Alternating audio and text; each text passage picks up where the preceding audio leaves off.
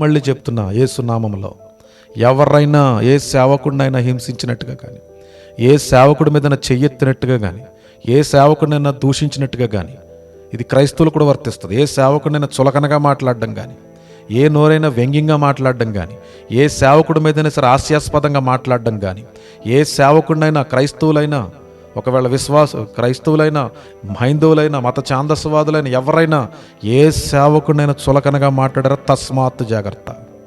నేను క్రైస్తవులు కూడా చెప్తున్నా ఈ మాట. విశ్వాసుల్లో కూడా ఉన్నారు ఇలాంటి దుర్మార్గులు అనకూడదు, కానీ విశ్వాసులు కూడా చులకనగా మాట్లాడుతున్నారు సేవకుల్ని చులకనగా చూడటం, ఒక సేవకుడిని ఒకలా, ఇంకో సేవకుడిని ఒకలాగా, సేవకుడి మీద జోకులు ప్లే చేయటం, సేవకుడి గురించి అల్లరి చేయటం.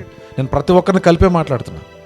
హైందవులైనా, హైందవులు కానివారైనా, మతోన్మాదులైన, మత ఛాందస్వాదులైన, క్రైస్తవులైనా సేవకులు జోలికొస్తే మాత్రం దేవుడు ఊరుకోడు. ఎందుకంటే వాళ్ళు దేవుని పని చేస్తున్నారు, దేవుణ్ణి ప్రకటిస్తున్నారు.